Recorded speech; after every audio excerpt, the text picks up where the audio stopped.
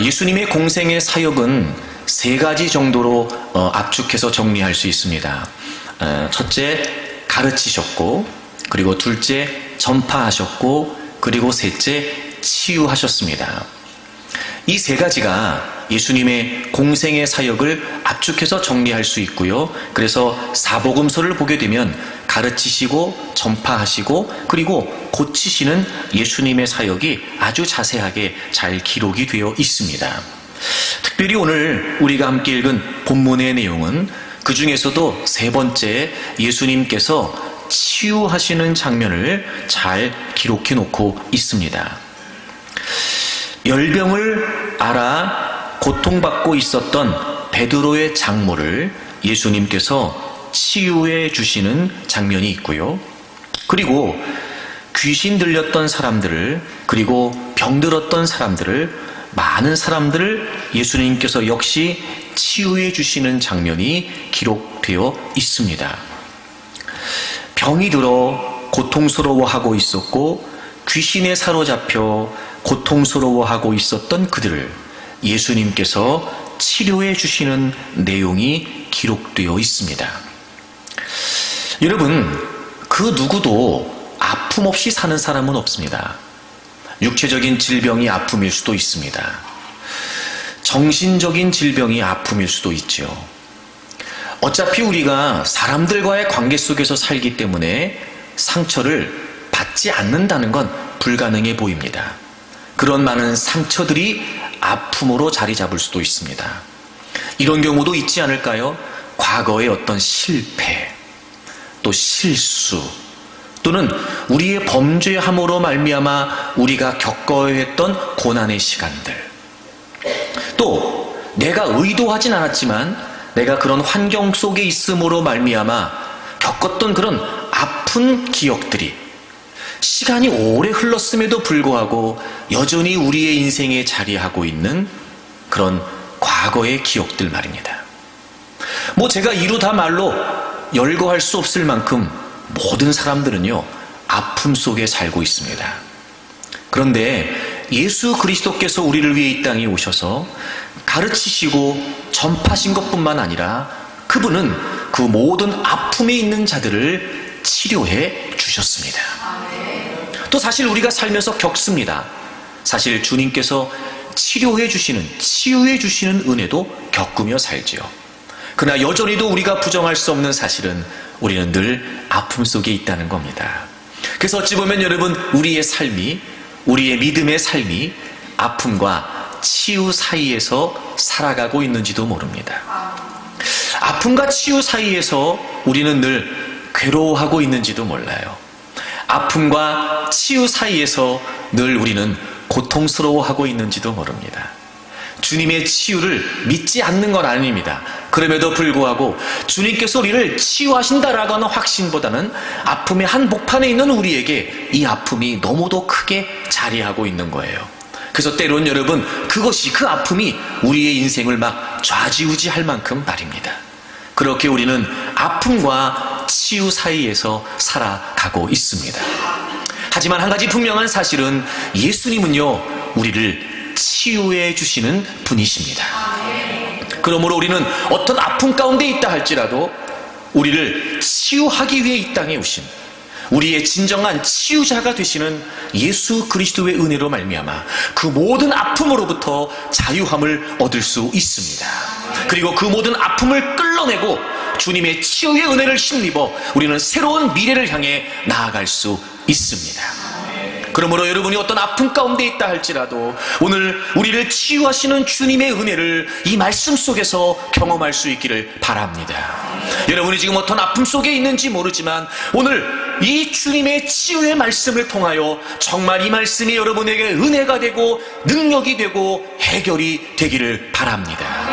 그리고 오늘 이 말씀 때문에라도 내가 어떤 아픔을 만난다 하더라도 주님은 나를 치유해 주실 수 있는 분이라고 하는 분명한 확신이 여러분에게 있기를 바랍니다. 아픔 때문에 두려워하고 염려하고 아픔 때문에 주춤거리기보다는 우리를 분명히 치유해 주시는 이 예수 그리스도의 은혜로 말미암아 저는 여러분이 더 담대하고 강하게, 여전히 아픔과 치유 사이에 있는 건 분명하지만 그럼에도 저는 여러분들이 승리의 삶을 살 수 있기를 바랍니다. 그렇다면 여러분, 우리가 어떻게 아픔과 치유 사이에서 주님의 치유의 은혜를 기대하고 바라보고 그리고 누리며 살 수 있을까요? 오늘 이 치유에 대한 말씀을 여러분과 함께 나누려고 합니다. 높아심에서 한마디 말씀을 드리자면, 여러분, 사실 이 치유라고 하는 이 주님의 사역이 사실 많은 부분 좀 왜곡되어 있고 그리고 좀 무질서하고 무분별해진 것 같기도 합니다. 그래서 한편으로는 걱정이 되기도 하지만, 그럼에도 주님께서 치유하신 건 분명하니까 오늘 성경을 통해서 도대체 우리는 아픔과 치유 사이에서 어떻게 주님의 치유를 기대할 수 있을지, 정말 성경적으로 주님께서 보여주신 이 치유 사역의 본질을 통해서 우리 또한 주님의 치유를 경험할 수 있기를 바랍니다. 우리가 어떻게 아픔과 치유 사이에서 주님의 치유를 그러면 기대하고 체험하며 살 수 있을까요? 오늘 본문을 보시면 제가 서두에 설명을 드렸던 것처럼 열병을 앓고 있었던 베드로의 장모를 고치셨고요. 그리고 귀신 들렸던 그리고 많은 병자들을 예수님께서 고쳐주세요. 이 두 이야기가 짧게 기록되어 있는데, 그럼에도 불구하고 이 짧은 두 이야기를 기록하면서 공통된 모습이 하나 등장합니다. 여러분, 본문을 좀 보시겠습니다. 14절을 보시면 예수께서 베드로의 집에 들어가사 그의 장모가 열병으로 앓아 누운 것을 보시고 고쳐주셨어요. 그러니까 베드로의 장모가 그 집에서 열병을 앓고 있었는데 예수님께서 그 집으로 가신 겁니다. 예수님께서 그 집으로 가셨어요. 그 열병을 앓고 있었던 장모가 있는 곳으로 예수님께서 가셨어요. 그리고 여러분, 16절 말씀을 보겠습니다. 저물매 사람들이 귀신 들린 자를 많이 데리고 예수께 왔어요. 그러니까 귀신 들린 자, 그리고 뒤에 보시면 병든 자들도 나오지요. 귀신 들리고 병든 자들을 예수님이 계신 곳으로 데리고 왔어요. 여러분, 이 두 사건의 공통점이 뭐냐면요, 치유의 역사가 일어났던 그곳에 주님이 계셨다는 겁니다. 예수님께서 베드로의 집으로 가셨어요. 그리고 고쳐주셨지요. 그리고 병들고 귀신 들린 많은 자들이 예수님이 있는 곳으로 왔어요. 그리고 예수님이 그들을 고쳐주셨습니다. 여러분, 지금 치유가 어떻게 일어나고 있냐면 주님이 계신 곳에 치유가 일어나고 있습니다. 아픔과 치유 사이에서 우리가 어떻게 주님의 치유를 기대할 수 있을까요? 아주 중요한 치유 사역의 한 가지 본질, 그건 바로 주님의 임재가 있는 곳에 주님의 치유가 있다는 겁니다. 더 좀 직접적으로 여러분에게 말씀을 드리겠습니다. 여러분, 치유의 주권은 바로 예수 그리스도에게 있다는 겁니다. 어떤 장소에 있는 것이 아닙니다. 어떤 사람 때문에가 아닙니다. 어떤 프로그램 때문이 아닙니다. 여러분, 아픔과 치유에서 살아갈 수밖에 없는 우리지만 그럼에도 불구하고 주님의 치유를 기대한다는 것은 바로 그 치유의 주체가 예수 그리스도가 되신다는 거예요. 동시에 이 예수 그리스도의 임재, 주님이 계신 곳에서 치유가 일어났다라고 하는 이 부분을 우리가 좀 성경적으로 잘 이해할 필요가 있습니다. 여러분, 우리 마태복음 4장을 좀 찾아보겠습니다. 제가 서두에 설명드렸던 것처럼 예수님의 공생의 사역 세 가지를 설명하고 있는 마태복음 4장 23절을 좀 보려고 합니다. 예수께서 온 갈릴리에 두루 다니사 그들의 회당에서 가르치셨습니다. 회당에서 가르치셨어요. 그리고 천국 복음을 전파하셨습니다. 그리고 백성 중에 모든 병과 모든 약한 것을 고치셨습니다. 여러분, 이 세 가지는요 서로 상호작용을 하면서 이루어지고 있습니다. 예수님께서 어떤 한 가지만 하신 것이 아니었습니다. 예수님께서는 이 세 가지를 다 행하셨습니다. 이 세 가지의 사역 속에는 아주 중요한 연관성이 있습니다. 가르치시고 전파하시고 고치시고, 특별히 이 세 가지의 사역 중에서 가장 핵심적인 사역이 무엇일까요? 전파하신 겁니다. 무엇을 전파하셨나요? 천국 복음을 전파하셨습니다. 여러분, 천국 복음을 전파하셨다, 이 말이 무슨 말일까요? 즉, 예수 그리스도 메시아가 다스릴 메시아의 나라, 그 하나님의 나라, 예수 그리스도의 나라를 전파하셨다는 거예요. 여러분, 여기에서 천국이라고 하는 의미는 바로 예수 그리스도 메시아가 이 땅에 오셔서 펼쳐지게 될 하나님의 나라를 의미합니다. 물론 그 하나님의 나라에는 우리가 죽어서 영원히 가게 되는 그 천국도 포함되어 있겠지요. 하지만 단순히 그 먼 미래를 이야기하는 것이 아니라 메시아가 되시는 예수 그리스도께서 이 땅에 오셔서 이루어지게 될 선포하실 바로 그 하나님의 나라, 즉 하나님의 통치를 의미하는 것이었습니다. 궁극적으로 실현될 하나님의 나라, 그 하나님의 통치가 예수 그리스도께서 오심으로 말미암아 시작되었고 그 예수 그리스도 자신을 통해 지금 현재에서 이루어져 가고 있다는 사실을 주님께서 선포하신 것이었습니다. 바로 그것이 천국 복음을 전파하신 것이었습니다. 그리고 예수님은 늘 가르치셨습니다. 성경에 보게 되면 예수님은 늘 성경을 읽으시고 그리고 성경을 해석해 주셨습니다. 이 당시에 랍비들이나 서기관들이 했던 것처럼 예수님이 그렇게 가르쳐 주셨습니다. 그렇게 늘 주님께서는 하나님의 말씀이 그들에게 교훈이 되도록 가르쳐 주셨습니다. 그리고 그 가르침은 권위 있는 가르침이었습니다. 천국 복음을 전파하셨던 그분께서는 끊임없이 그 천국이, 그 하나님의 나라가 어떤 의미인지에 관해 교훈이 되도록 가르쳐 주셨습니다. 그리고 동시에 그분은 고쳐주셨습니다. 병든 자들, 연약한 자들, 귀신 들린 자들, 아픔 가운데, 고통 가운데 있는 자들을 주님께서는 고쳐주셨습니다. 이런 거지요. 그 종말론적인 구원과 동시에 지금 그 하나님의 나라가 지금 이 현세에서 이루어지고 있다는 사실 말입니다. 예수님은 하나님의 나라, 하나님의 통치를 선포하시면서 지금 이 삶의 자리에서 고통받고 아파하고 힘들어 있는 자들을 결코 외면하신 적이 없으셨습니다. 그들을 예수님께서는 고쳐주셨습니다. 그러니까 주님의 치유 사역에는 우리의 영혼의 구원과 더불어 우리의 아픔을 고쳐주시는 이중적인 의미를 다 담고 있었던 겁니다. 그래서 그 예수 그리스도께서 그 모든 아픔 가운데 있는 자들을 고쳐주심으로 말미암아 이제 예수 그리스도의 나라가 이루어지겠구나 라고 하는 그 하나님의 나라, 그 그리스도에 의한 통치를 지금 이 세상에서 보여주고 계신 것이었습니다. 마치 천국이 지금 실제적으로 이루어지고 있는 것처럼 천국이 앞으로 이루어질 그 하나님의 나라, 하나님의 통치가 이루어질 완성될 그 증거를 제시하시면서 예수님은 치유의 사역을 허락해 주셨던 겁니다. 그러므로 이 치유는 단순히 이적과 기적, 고치시는 것에 우리가 초점을 두면 안 되고, 예수님께서는 그렇게 많은 이적을 행하시고 많은 치유를 행하셨지만 단순히 이적을 행하시는 것 자체가 의미가 아니었고, 모든 인류를 구원하시는, 그래서 이 땅에 하나님의 나라를 선포하시는 그분의 하나님의 나라가 이루어져 가고 있음을 보여주시기 위해서 주님께서는 치유를 행하셨다는 거예요. 그러므로 여러분, 이 주님의 치유는 단순한 치유가 아닙니다. 제가 하나님의 나라에 관해 여러분에게 많은 설명을 드렸습니다. 우리는 원래 예수 그리스도를 믿기 이전에 죄와 사단의 권세 아래 있던 자들이었습니다. 어둠의 권세에 사로잡혀 있었습니다. 그리고 사망의 권세에 사로잡혀 있었습니다. 그랬던 우리를 예수 그리스도께서 우리의 모든 죄를 담당해 주심으로 말미암아 그 모든 죄와 사망과 그리고 어둠의 세력의 결박으로부터 자유케 하시고, 그리고 이제 우리를 하나님의 다스리심 가운데 있는 하나님의 영역이 되는 하나님의 나라가 되게 하셨습니다.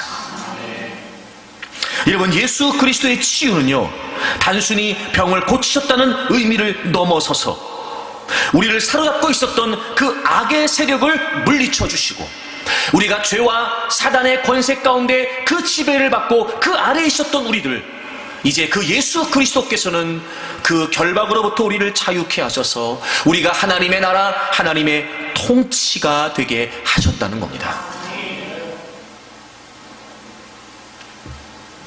주님의 임재라는 건 바로 그 주님의 통치를 의미합니다. 주님의 임재가 있는 곳에 어둠의 세력이 득세할 수 없습니다. 주님의 임재가 있는 곳에 어둠의 세력이 승리할 수 없습니다. 주님의 통치가 이루어진 그곳에 어둠의 세력이 승리할 수 없다는 겁니다.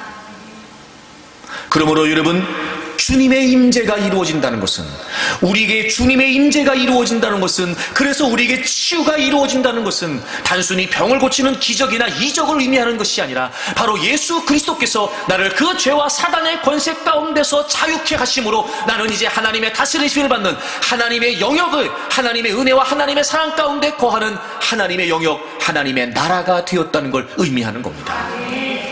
주님이 베드로의 장모의 집으로 가셨습니다. 귀신 들린 자들이, 병든 자들이 주님이 계신 곳으로 왔습니다. 그리고 그 주님의 나라가 펼쳐지고 있다는 사실을 주님께서 보여주시기 위해 그 모든 질병을 치유하셨고 어둠의 권세들을 물리쳐 주셨습니다. 주님의 나라, 주님의 통치. 여러분, 그렇다면 이 사실이 우리에게 어떤 의미일까요? 어떤 의미일까요? 우리 이미 예수 그리스도를 믿음으로 말미암아 하나님의 자녀가 되었습니다. 이제 우리에게는 확실한 치유가 약속된 것입니다. 육체적인 질병을 포함하여 그 어떤 아픔도, 그 어떤 상처도, 그 어떤 과거의 경험의 기억들도 결코 우리를 좌지우지할 수 없습니다. 이미 예수 그리스도께서 우리를 위해 십자가에서 죽으시고 부활하셨을 때 우리는 그 모든 아픔으로부터 자유함을 얻은 하나님의 나라가 되었기 때문입니다. 그래서 오늘 본문을 다시 오시게 되면 이 치유의 사건을 이렇게 마지막으로 코멘트합니다. 이런 마태복음 8장으로 다시 돌아와 보세요. 마태복음 8장으로 돌아오셔서 17절을 좀 보시면, 이는 즉 앞에 열병을 앓고 있었던 베드로의 장모를 고치셨던, 그리고 많은 병자와 귀신 들린 자들을 쫓아내셨던 그 주님의 치유 말입니다. 이는 선지자 이사야를 통하여 하신 말씀에 우리의 연약한 것을 친히 담당하시고 병을 짊어지셨도다 함을 이루려 하심이더라. 여러분, 주님의 치유는 단순한 이적이나 기적을 의미하는 게 아니었습니다. 여러분, 주님의 치유는 단순히 죄된 질병을 고치거나 과거의 악몽으로부터 벗어나는 걸 의미하는 게 아니었습니다. 그 아주 중요한 치유의 본질, 그분이 우리의 죄를 담당하시기 위해 십자가를 지셨을 때 우리의 연약한 것, 여러분, 여기서 연약한 것이라고 하는 것은 물론 병약함을 포함합니다. 병약함을 포함합니다. 그리고 동시에 인간이 겪을 수밖에 없는, 인간이 어쩔 수 없이라도 겪어야 되는 모든 아픔을 포함합니다. 연약한 것, 우리의 연약함, 그러니까 상처받지요. 우리의 연약함, 그러니까 여전히 과거의 기억에 사로잡히게 되는 겁니다. 우리의 연약함, 좋지 않은 그 기억들이 자꾸 여러분 우리의 발목을 잡는 겁니다. 우리의 연약함, 우리의 연약함. 그걸 친히 담당해 주셨습니다. 그리고 친히 짊어져 주셨습니다. 바로 예수 그리스도께서 우리를 위해 십자가에서 받으신 고난을 강조하기 위함이었습니다. 그분은 우리를 그 죄와 사망의 권세로부터, 우리를 괴롭히는, 우리를 수없이 괴롭히는 그 어둠의 세력으로부터, 그 사망의 권세로부터 우리를 자유케 하시기 위해서 여러분, 우리의 모든 아픔을 짊어지셨고 우리의 모든 아픔을 담당해 주셨습니다. 그리고 예수님께서 십자가에서 죽으시고 부활하심으로 말미암아 모든 어둠의 세력들을 제압하시고 승리하셨습니다. 여러분, 우리는 그 예수님을 믿습니다. 이제 예수 그리스도를 믿음으로 우리는 하나님의 나라가 되었습니다. 여러분, 주님의 임재는 우리가 뭘 해서 이루어지는 게 아닙니다. 주님의 임재는, 주님의 통치는 우리가 뭘 해서 이루어지는 게 아닙니다. 이미 예수 그리스도를 믿는 우리 안에 이루어져 있는 사실입니다. 바로 그 확실한 치유의 은혜를 우리는 이미 약속받은 사람들입니다. 그래서 여러분, 이 주님의 임재가 있는 곳에 치유가 있었다는 사실을 복음에 입각하여 우리가 성경적으로 이해하지 않으면 자꾸 잘못된 오해를 하게 되는 겁니다. 여러분, 잊지 마십시오. 지금 여러분이 어떤 아픔 가운데 있다 할지라도 이미 그 모든 아픔을 치유하실 것을 주님께서는 약속해 주셨습니다. 예수님께서 우리를 위해 죽으시고 부활하심으로 우리가 죄와 사단의 권세로부터 자유함을 얻었다는 것을 히브리서가 이렇게 표현하고 있어요. 여러분, 히브리서 2장을 좀 찾아보세요. 히브리서 2장 14절 15절을 보겠습니다. 히브리서 2장 14절을 보겠습니다. 자녀들은 혈과 육에 속하였음에, 이제 이게 우리 연약함이에요. 혈과 육에 속해 있는 우리 연약함. 근데 그도, 예수님도 또한 같은 모양으로, 여러분, 예수님도 우리와 똑같이 육신을 가지고 이 땅에 오셨지요. 혈과 육을 함께 지니심은, 그 다음 보세요, 죽음을 통하여 죽음의 세력을 잡은 자 마귀를 멸하셨어요. 여러분, 예수 그리스도께서 십자가에서 죽으심으로 말미암아 우리가 어떻게 자유함을 얻었냐면요, 예수님께서 그 마귀를 멸하셨다고요. 죽음의 세력을 잡은 마귀를 예수님께서 이기신 거예요. 그래서 죽기를 무서워함으로 한평생 매여 종로로 타는 모든 자들을 놓아주려 하시니니. 여러분, 우리가 예수 그리스도를 믿는다는 게 무슨 말이냐면, 우리가 예수 그리스도를 믿음으로 말미암아 이제 우리가 하나님의 나라, 즉 하나님의 임재 가운데 있는 하나님의 나라가 되었다는 건, 우리를 얽어매고 있었던, 우리를 지배하고 있었던 그 모든 죄와 사단의 세력을 예수 그리스도께서 십자가에서 이기셨다는 걸 의미하는 거였어요. 자, 그럼 이제 우리가 이렇게 생각해야 됩니다. 아니, 그럼 모든 병이 다 사단의 역사예요? 모든 상처가 다 사단의 역사예요? 그럼 여러분, 모든 우리의 실패와 그 과거의 그런 모든 기억들이 사단의 역사입니까? 아니, 그럴 리가 없죠. 그러면 주님의 임재가 있는 곳에 치유가 있다. 즉, 우리가 이제 하나님의 나라가 되었으니까 늘 우리는 주님과 함께 하고 있단 말이에요. 주님의 임재를 구하는 것도 아니고, 주님의 임재를 우리가 어떻게 해서 얻을 수 있는 것도 아니에요. 이미 예수 그리스도를 믿음으로 말미암아 우린 주님과 함께 하고 있다고요. 주님의 임재가 우리 안에 있단 말이에요. 또 하나, 그렇다고 안 아파요? 지금도 아픈 분들 계시지 않아요? 그렇다고 상처를 안 받아요? 그렇지 않아요.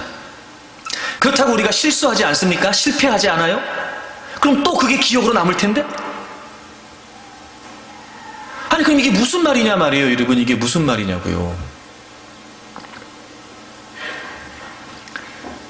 주님의 임재가 있는 곳에 치유가 있다는 말은, 우리가 이미 예수 그리스도를 믿음으로 말미암아 그 죄와 어둠의 세력을 멸하신 예수 그리스도를 통해서 이제 우리는 하나님의 다스리심을 받는 하나님의 나라가 되었다는 거예요. 즉, 이제 우리는 모든 치유를 약속받은 자가 되었다는 겁니다. 또 하나, 그럼에도 불구하고 우리는 삶에서 계속해서 이 아픔의 문제를 부딪히며 살 수밖에 없어요.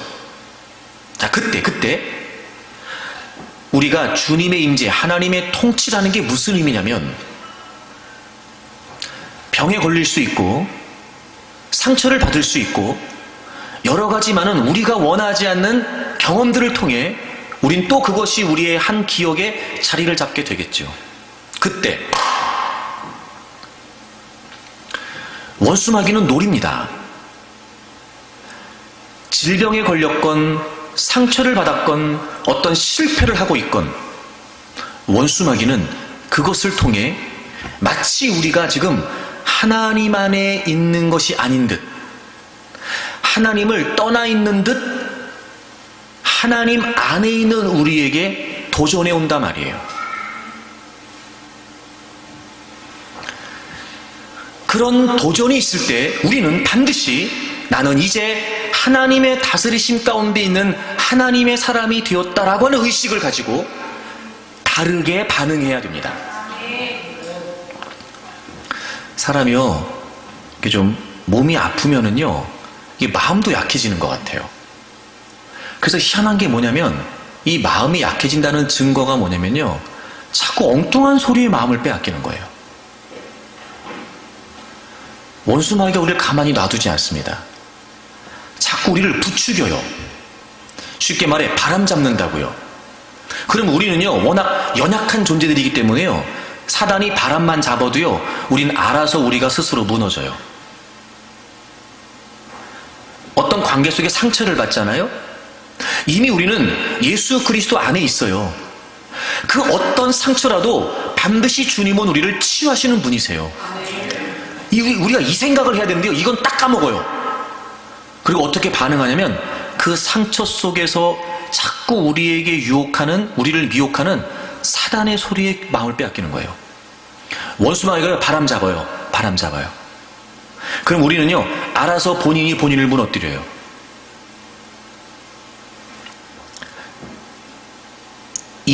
원수 마귀의 계략으로부터 우리는 반드시 나는 이미 치유를 약속받은 나의 모든 아픔을 예수 그리스도께서 십자가에서 담당해 주셨다라고 하는 사실을 우리가 믿고 대처해야 돼요.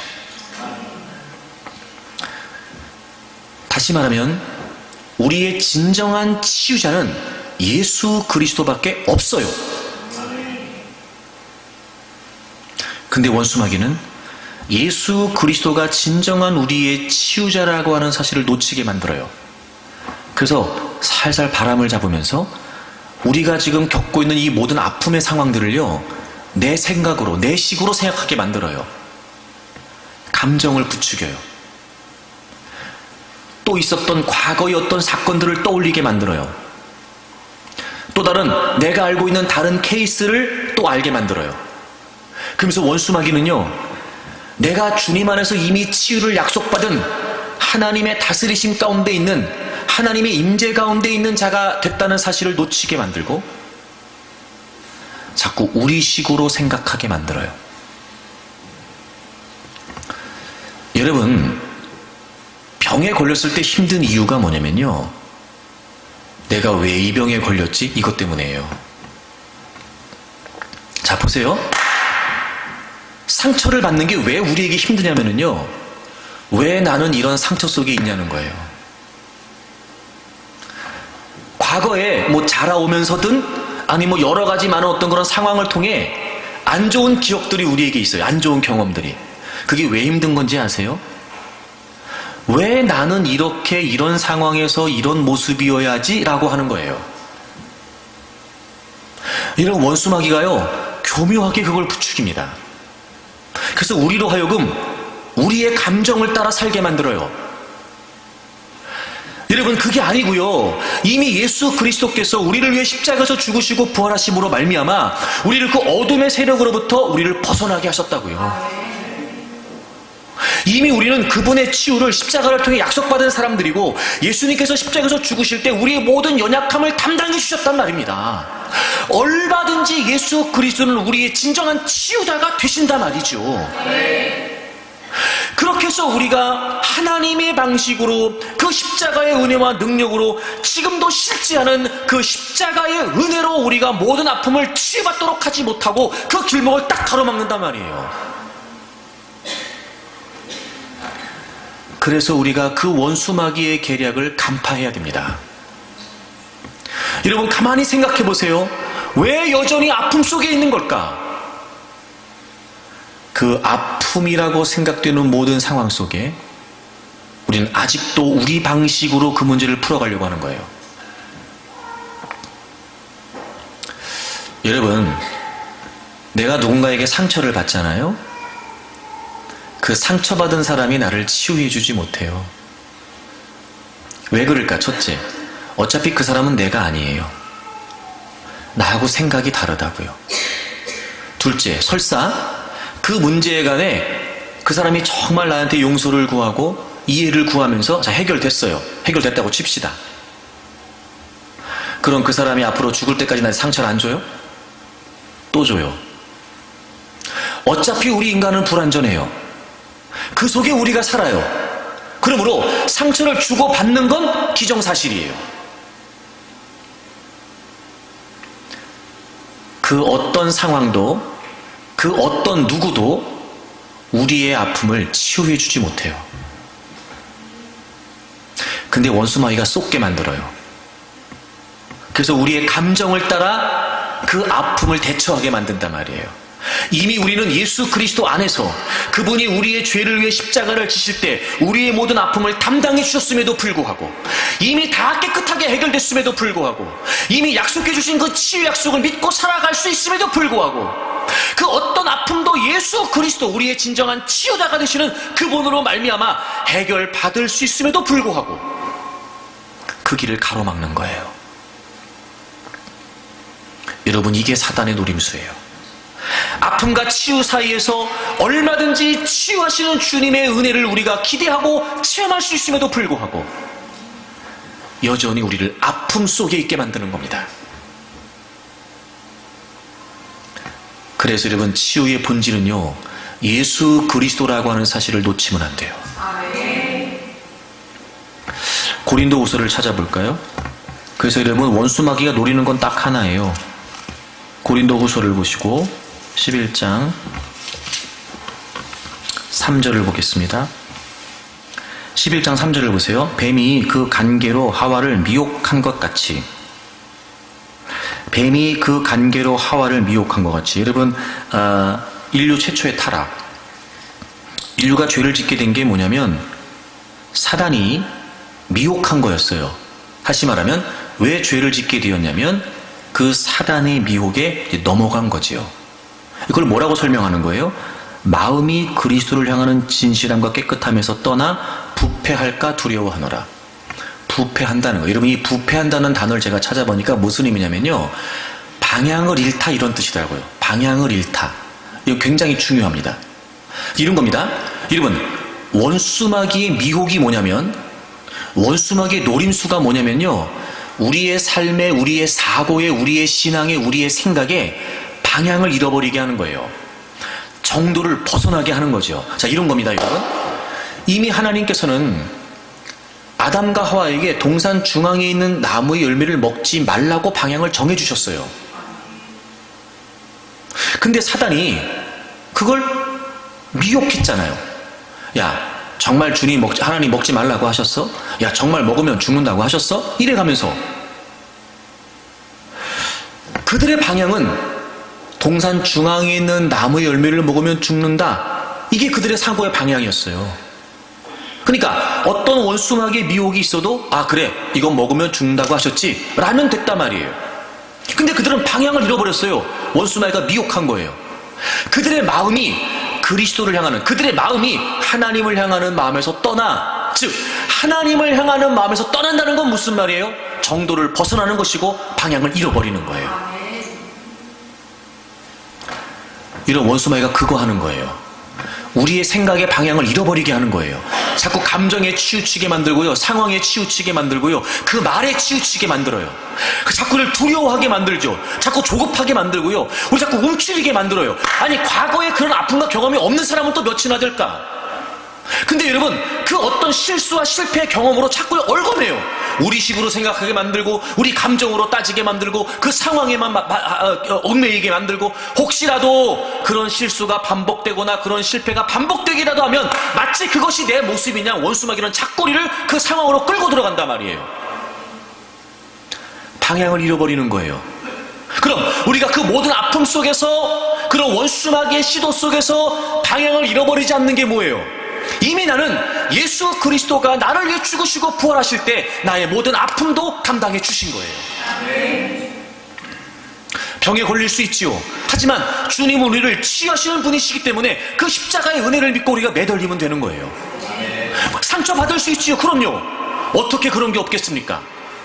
그때마다 감정에 치우쳐, 상황에 치우쳐, 사람에게 휘둘려가면서 절대 벗어나지 못합니다, 여러분.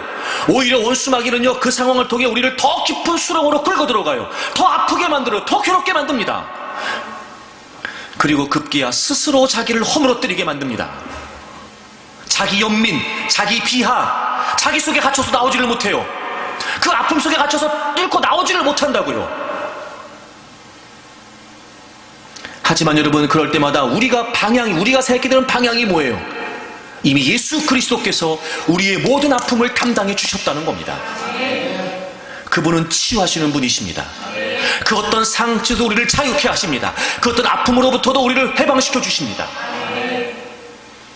그래서 예수님께서 가르치시고 전파하시고 고치신 거였어요. 그 모든 어둠의 세력들을 멸하셨다는 그 분명한 메시아의 통치, 그 하나님의 나라가 이 땅에서 실현되고 있다는 사실을 주님은 이적으로 기적으로 보여주신 것이었습니다. 그분이 우리의 주님이세요, 여러분. 그러니 아픔과 치유 사이에서 더 이상 괴로워하거나 힘들어하지 마십시오. 원수마귀가 어떻게 여러분의 생각을 혼란시키고 여러분이 방향을 잃어버리도록 다가온다 할지라도 여러분, 거기에 현혹되지 마십시오. 십자가를 붙드세요. 그리고 십자가를 주목하십시오. 그리고 반드시 여러분 그 십자가의 복음의 진리를 선포하고 고백하세요. 주님이 나의 모든 아픔을 담당해 주셨습니다. 제가 지금 이런 아픔 가운데 있습니다. 주님, 이것 또한 주님께서 치료해 주실 것을 제가 기대합니다. 근데 문제는 뭐냐면 이 아픔과 치유 사이에서 이 주님의 임재가 우리에게 피부에 와닿지 않는 거예요. 피부에 와닿지 않는다고요. 이걸 어떻게 해결해야 될까? 그래서 주님이 다시 본문으로 돌아와 보세요. 오늘 주님이 고치시면서 또 하나 이 치유 사역의 아주 중요한 본질을 우리에게 가르쳐 주고 계세요. 16절을 다시 보겠습니다. 16절. 마태복음 8장 16절을 보시면은요, 저물매 사람들이 귀신 들린 자를 많이 데리고 예수께 오거늘 예수께서 말씀으로 귀신들을 쫓아내시고 병든 자들을 고치셨어요. 말씀으로 쫓아내셨고 말씀으로 고쳐주셨어요.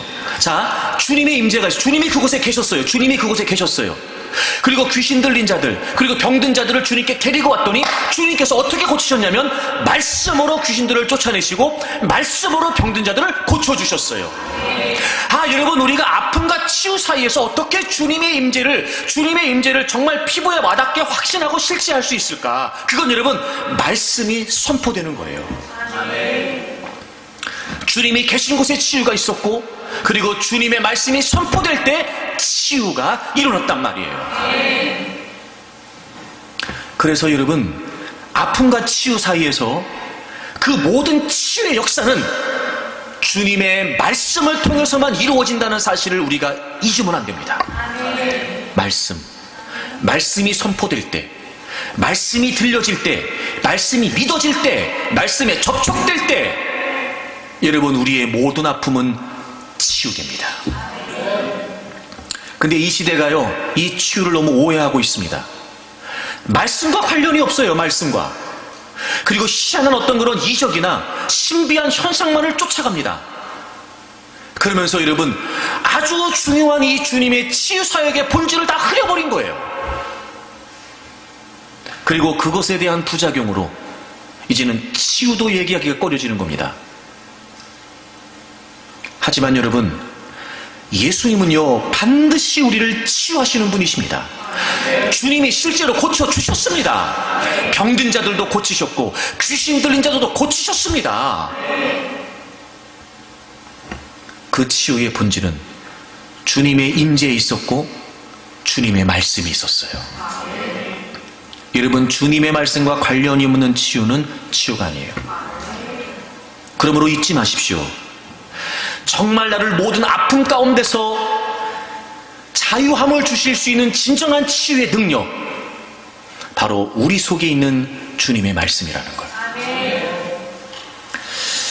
여러분, 이 말씀이요, 얼마나 우리에게 치유의 능력이 되냐면요, 시편 119편을 찾아보세요. 49절을 보겠습니다. 시편 119편 49절을 보세요. 주의 종에게 하신 말씀을 기억하소서. 주께서 내게 소망을 가지게 하셨나이다. 자, 여러분, 우리가 겪는 모든 아픔에서 우리가 힘들어할 수밖에 없는 이유가 뭐냐면 절망하는 거예요. 절망하는 거. 특히 뭐 다 누구나 그럴 수 있겠습니다만, 정도의 차이는 있겠습니다만, 이렇게 성장하는 과정에서 겪는 그런 여러 가지 많은 그런 안 좋은 그런 어떤 아픈 그런 기억들이요, 자꾸 우리로 하여금 앞으로 나아가는 일에 걸림돌이 되게 해요. 이게 뭐냐면 소망을 갖지 못하게 하는 거예요. 내가 뭘 할 수 있겠냐는 거예요. 나 같은 처지에, 나 같은 상황에, 나 같은 배경에, 이런 거 말입니다. 그래서 궁극적으로 우리가 힘들어지는 이유가 뭐냐면 소망을 갖지 못하고 절망 속에 빠진다는 거예요. 보세요. 과거에 안 좋은 경험이 많은 사람들은요, 사소한 실수에도 크게 넘어집니다. 과거에 그런 안 좋은 경험들이, 그런 상처들이 크게 자리하고 있는, 치유받지 못한 채 크게 자리하고 있는 사람들은요, 아무것도 아닌 실패일 수 있는데 그것 때문에 절망하고 좌절합니다. 마치 이제 다시 일어설 수 없을 것처럼.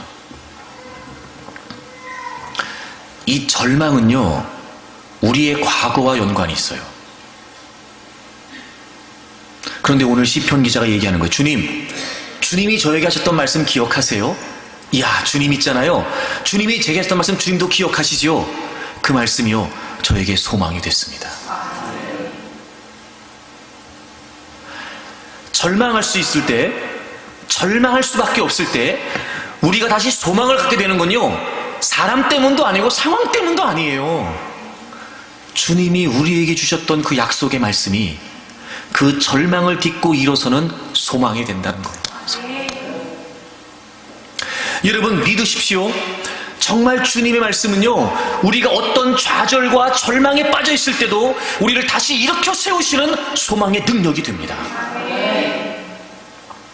50절을 보시면 이 말씀은 나의 고난 중에 위로라. 주의 말씀이 나를 살리셨기 때문입니다. 여러분 진짜 위로가 뭘까요? 진짜 위로가, 진짜 위로. 어떤 상처든 어떤 아픔이든 그게 육적인 질병일 수도 있겠죠. 그거로부터 진짜 위로를 받는 건 뭐냐면요, 그 상황에서 내가 벗어나는 거예요. 벗어나는 거라고요. 그 상황이 아무렇지도 않아야 되는 거예요. 시편 기자가 말하기를 말씀이 나의 고난 중에 위로가 됐대요. 왜냐하면 나를 살리셨기 때문이랍니다. 세상의 그 어떤 위로도요, 세상의 그 누구의 위로도요, 좌절과 절망과 시리와 낙심 가운데 빠져있는 우리를 다시 살려줄 수 있는 건 없어요. 진짜 위로는요, 그 상황 속에서 우리가 살아나야 그게 진짜 위로지요. 주의 말씀이 우리를 살리신답니다. 그래서 주의 말씀이 위로가 된다는 거예요. 51절 보실까요? 교만한 자들이 나를 심히 조롱하였어도 나는 주의 법을 떠나지 아니하였나이다. 교만한 자들이 나를 심히 조롱해요. 또 다른 누군가의 조롱, 비난, 조소, 비판 감당하기 어렵죠. 그럴 때는요, 여러분, 우리가 막 다 부서지는 것 같아요. 내 인생이. 내가 막 산산조각 나는 것 같아요. 못 견디겠어요, 여러분. 근데 이 시편 기자는 말해요. 그렇게 나를 조롱했어도 나는 주의 법을 떠나지 않았습니다. 그 상황을 견딜 수 있는, 그 상황에서도 무너지지 않을 수 있는, 또 다른 누군가는 나를 조롱하고 나를 비난했던 그 상황 속에서도 내가 내 인생이 허물어지지 않았던 비결은 바로 하나님의 말씀을 떠나지 않았기 때문인 거예요. 여러분, 말씀은요, 살리는 능력이 있습니다. 이런 말씀은요, 소망이 되는 능력이 있습니다. 말씀은 우리에게 진정한 위로가 되는 능력이 있습니다. 아픔과 치유 사이에서 우리가 어떻게 진정한 치유를 기대할 수 있느냐, 바로 우리에게 주신 이 약속의 말씀을 믿는 거예요. 근데 문제는 우리가 말씀을 믿는다는 걸 좀 오해하고 있는 것 같아요. 이런 겁니다. 믿어요. 그러니까 안 믿는 거 아니거든요. 믿어요. 믿는데 정말 이 말씀이 소망인지 위로인지 생명인지 내 삶에서 체험이 안 되는 거예요. 체험이. 그러니까 내 말씀으로 여겨지지가 않는 거예요. 아무리 말씀을 이야기해도 말씀이 현실감이 없게 느껴지는 거예요.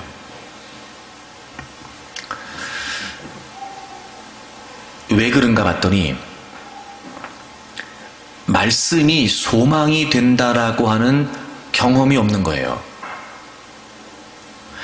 말씀이 위로가 된다라고 하는 체험이 없는 거예요. 자, 보세요, 여러분. 우리가 말씀을 믿는다는 게 무슨 의미일까? 말씀을 믿는다는 게 어떤 의미일까, 여러분? 그냥 믿습니다 그러면 끝나요? 여러분, 말씀을 믿는다는 건 무슨 말이냐면요, 그 말씀을 믿기 때문에 그 말씀이 실제로 내 삶에서 체험될 때까지 우리가 믿는다는 거예요. 근데 우리는 말씀이 소망이 되고 말씀이 생명이 되고 말씀이 위로가 된다고 들어서는 알고 있지만 실제로 그 말씀이 나에게 소망이 되기까지 우리가 체험해 본 적이 없는 거예요. 물론 주님은 때로는 정말 기적 같은 역사를 통해서 즉시로 우리를 아픔에서부터 해방시켜 주시기도 해요. 병이 낫거나 어떤 사건을 경험했지만 그게 아무렇지도 않게 생각되거나 또는 과거의 어떤 그런 기억들로부터 어느 순간 여러분 우리가 벗어나게 될 수도 있어요. 하지만 여러분 그런 반면에 또 하나 아주 지리하니만큼 우리의 인생을 물고 늘어지는 그런 아픔도 있단 말이에요. 그렇게 되면 실제적으로 살아가는 우리는 그 아픔 속에 있는 우리는 전혀 주님의 말씀이 위로가 되지 않아요. 주님의 말씀에 소망을 얻을 수가 없어요. 왜 그러냐면 그 약속의 말씀을 믿는다고 말했지만 삶에서 실제로 체험되고 그 말씀이 이루어질 때까지 끝까지 우리가 견디지 못하는 거예요. 그래서 뭘 해야 되냐면 기도를 해야 돼요. 그래서 여러분 마가복음 9장을 좀 가보세요. 우리가 잘 아는 이야기가 나오는데 귀신 들린 아들을 예수님께서 데리고 온 아버지의 이야기가 등장해요. 물론 처음에 예수님이 계시지 않았지요. 제자들은 해결을 해주지 못해요. 그 뒤에 주님이 오십니다. 그런데 그래서 주님께로 이 아이를 데리고 왔더니 이 아이가 예수님을 보고 그 앞에 거품을 물고 쓰러진 거예요. 참 이 아버지의 그 마음이 어땠을까 여러분. 그래서 예수님이 아버지에게 물어보세요. 야, 언제부터 이렇게 된 거야? 그랬더니 어릴 때부터 그랬고 불과 물에 자주 뛰어든다는 거예요. 그러면서 이 아버지가 주님에게 말씀을 드려요. 주님, 무엇을 좀 하실 수 있거든 우리를 좀 도와주십시오. 그때 주님께서 이렇게 말씀하세요. 23절에 보시면 예수께서 이르시되 할 수 있거든이 무슨 말이냐? 믿는 자에게는 능히 하지 못할 일이 없느니라. 자, 이런 겁니다. 아픔 속에 있었어요. 실제로 지금 그 현상을 보고 있어요. 주님께 요청합니다. 주님, 할 수 있거든 좀 우리를 좀 도와주십시오. 곧 얘기했죠. 아픔 속에서. 그때 주님이 말씀하시잖아요. 할 수 있거든이 무슨 말이냐? 믿는 자에게는 능치 못함이 없다는 거예요. 자, 그 말하고 아이가 고침받았어요? 아니에요. 주님께서 그 말씀하셔서 바로 그 아이가 고침받았나요? 아닙니다. 여러분, 이 아버지의 상황을 생각해 보세요. 주님이 말씀하셨어요. 이 아버지는 뭘 해야 돼요, 이제? 그 말씀을 믿어야 돼요. 근데 그 아버지가 이렇게 말해요. 24절. 곧 그 아이의 아버지가 소리를 질러 이르되 내가 믿나이다. 나의 믿음 없는 것을 도와주소서. 자, 주님이 말씀하셨어요. 믿는 자에겐 능치 못할 일이 없어. 그랬더니 이 아버지가 뭘 해요? 주님, 내가 믿긴 믿습니다. 그런데요, 저의 믿음 없음을 좀 도와주십시오 라고 주님에게 다시 요청해요. 그리고 나서 주님이 그 아이에게 말 못하는 또 귀신 내가 명하노니 그 아이에서 나와라. 그리고 고쳐주셨어요. 여러분, 아픔과 치유 사이에서 주님의 말씀이 실제적으로 피부에 와닿지 않을 수 있어요. 아픔과 치유 사이에서 실제로 주님의 말씀이 위로라고 말하지만 위로가 안 될 수 있다니까요. 하지만 우리가 확신하는 것은 주님의 임재가 있는 곳에 주님의 말씀이 선포되는 곳에 치유가 있다는 건 우리가 믿을 수 있단 말이에요. 지금 내 삶에 이루어지지 않았지만, 지금 나는 여전히 아픔 속에 있지만 우리는 주님께서 하신 모든 사역을 통하여 주님이 치유하시는 분이라는 걸 우리는 안단 말이에요. 이 아버지가 그랬던 것처럼 기도하는 겁니다. 이미 우리는 주님께서는 우리에게 약속해 주셨어요. 십자가를 통해 모든 아픔으로부터 우리를 자유케 하신다는 것을 약속해 주셨어요. 하지만 우리가 그걸 믿어야 되는데 믿어지지가 않는 거예요. 하지만 우리는 분명히 확신할 수 있어요. 주님의 임재가 있는 곳에, 주님의 말씀이 선포되는 곳에 치유가 있다는 것을. 기도하는 거예요. 주님, 제가 믿긴 믿습니다. 정말 제 삶에서 이 말씀이 위로가 되기를 원하고 정말 제 삶에서 이 말씀이 생명이 되기를 원해요. 제가 주님 정말 믿습니다. 제가 주님. 근데요, 제가 믿음이 없습니다. 지금 믿어지지가 않아요, 주님. 내가 이렇게 아픕니다. 제가 이렇게 지금 힘겹습니다. 주님, 제발 이 주님의 말씀이 저에게 치유의 능력이 되도록 저를 좀 도와주십시오. 기도해야 된다고요. 그 말씀이 정말 내 삶의 치유의 역사가 될 때까지 포기하지 않고 인내하면서 끝까지 기도해야 됩니다. 그러면 반드시 그 말씀이 내 삶의 치유의 역사가 된다는 거예요. 근데 우리가 자꾸 기도의 힘을 잃어버리는 겁니다. 이해합니다. 아픔 속에 있거든요. 여러분, 진짜 힘들면요, 기도조차 안 됩니다. 정말 어떤 아픔이든지 간에 여러분, 그 아픔 속에 있어 우리의 마음이 연약해지기 시작하면은요, 기도도 안 돼요. 기도도. 제가 자꾸 얘기하지만 여러분, 그러고 있을 때 누군가 옆에서 기도해야지라고 하는 말은요, 그 말도 듣기 싫어요. 그 말도. 야, 네가 지금 내 상황을 모르니까 그딴 소리 하지. 너가 내 상황 대봐라. 기도하라는 말이 나와. 이렇게밖에 안 된다니까, 여러분. 막 말씀 얘기하면서 말씀에 여러분, 그것도 귀찮아. 그것도 너나 믿어, 너나 믿어, 너나 믿어. 여러분, 우리가 그렇게 아픔 속에 있다 보면은요, 그럴 수밖에 없어요. 그게 우리 연약함이에요. 하지만 그럼에도 불구하고 아무리 그렇다고 해도 치유는요, 주님이 하시는 거예요. 우린 그걸 믿는 거예요. 그래서 기도해야 됩니다. 기도 없이 어찌 주님의 능력이 이루어질 수 있고, 기도 없이 어찌 주님의 말씀이 이루어질 수 있겠습니까? 아마 모르긴 몰라도 여러분이 겪어왔던 그 많은 아픔 속에서 그 아픔을 끌어안고 주님께 기도할 때마다 주님이 여러분에게 약속해 주신 응답이 있을 거예요. 그거요, 반드시 이루어집니다. 그러니 아픔과 치유 사이에서 하나님의 말씀이 의미 없다라고 생각하지 말고, 아픔과 치유 사이에서 믿으십시오. 주님의 말씀이 선포될 때 치유가 있었다는 사실을 말입니다. 그리고 기도하세요. 안 믿어지면 안 믿어진다고 기도하세요. 믿어지게 해달라고 기도하세요. 믿겠다고 기도하세요. 이 아버지가 그랬던 것처럼, 주여 내가 믿나이다. 그러나 저의 믿음 없음을 좀 불쌍히 여겨주십시오. 그리고 주님께서는 그 아이를 고쳐주셨단 말이에요. 그러니 여러분, 얼마든지 치유받을 수 있습니다. 사랑하는 여러분, 아픔과 치유 사이에서 저는 여러분들이 더 이상 힘들어하지 않았으면 좋겠습니다. 주님의 임재가 있는 곳에 치유가 있었습니다. 여러분, 이미 주님은 우리와 함께 하십니다. 우리의 죄를 담당해 주심으로 말미암아 우리는 모든 죄악의 권세로부터, 사망의 권세로부터 자유함을 얻었습니다. 그리고 이제 그 십자가는 우리의 치유를 위한 약속의 증거입니다. 그러므로 확신하십시오. 이런 모든 아픔으로부터 자유함을 얻을 수 있습니다. 주님의 말씀이 선포될 때 치유가 이루어졌습니다. 여러분에게 주신 그 말씀들, 물론 지금은 믿어지지 않을 수 있습니다. 비록 지금은 이루어지지 않았기 때문에 과연 이게 이루어질까, 내가 그렇게 말씀 안에서 위로를 받고 소망을 얻고 벗어날 수 있을까 싶은 마음이 든다 할지라도 주님의 말씀이 이루어질 때까지 기도를 놓치지 마십시오. 믿음으로 기도하십시오. 반드시 그 말씀이 여러분의 심령 가운데, 여러분의 삶 가운데, 우리의 삶 가운데 역사함으로 말미암아 우리는 모든 아픔으로부터 치유받을 수 있습니다. 여러분, 육신의 질병을 위해서도 기도하십시오. 포기하지 마십시오.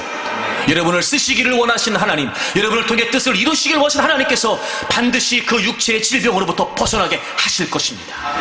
어떤 상처가 있다 할지라도, 어떤 아픔이 있다 할지라도, 어떤 과거의 경험들이 있다 할지라도 결코 거기에 발목 잡혀 있지 마십시오. 반드시 그 말씀이 여러분에게 위로가 되고 소망이 되고 능력이 될 것입니다. 아픔과 치유 사이에서 더 이상 힘들어하지 말고 주님의 치유가 여러분에게 이루어지기를 바랍니다. 우리 찬양 하나 할까요? 오늘 말씀을 기억하면서 온전케 되리.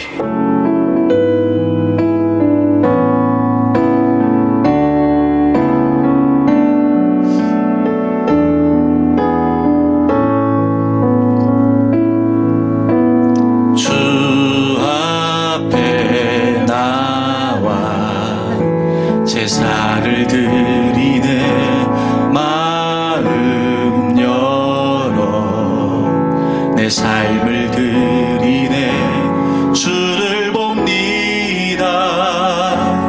끝없는 사랑 날 회복시키네. 주 앞에 나와 주 앞에 나와 제사를 드리네. 마음 열어 내 삶을 드리네 주를 봅니다. 끝없는 사랑 날 회복시키네. 이제 눈 들어 주 보네. 주 능력 날 새롭게 주님의 사랑 날 만지시니 내 모든 두려움 사라지네. 폭풍 속에도 주 붙들고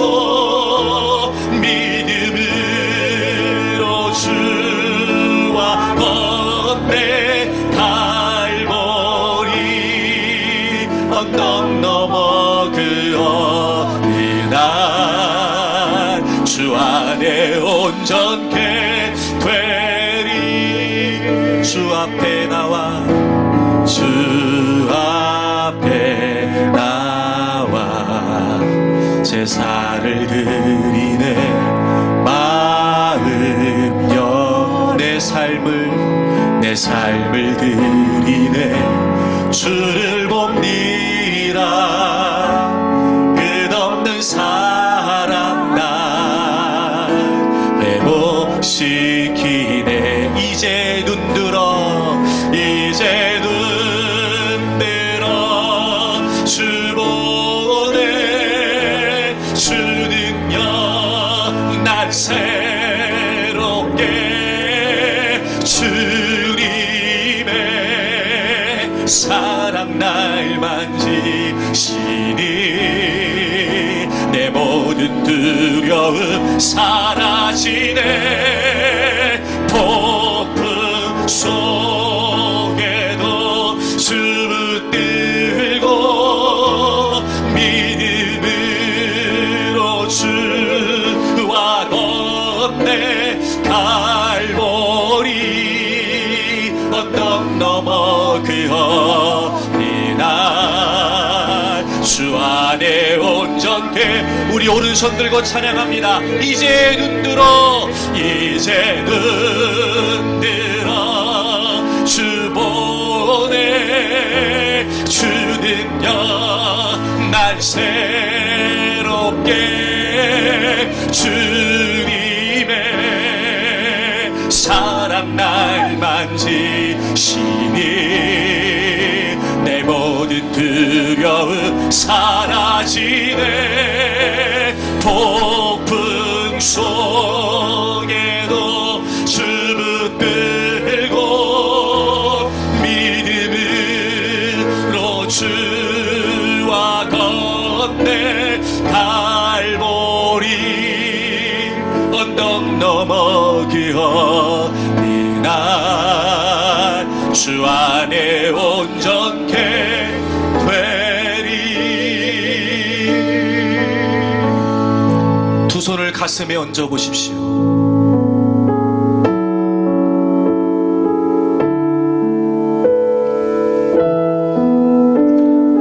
여러분의 아픔은 무엇입니까?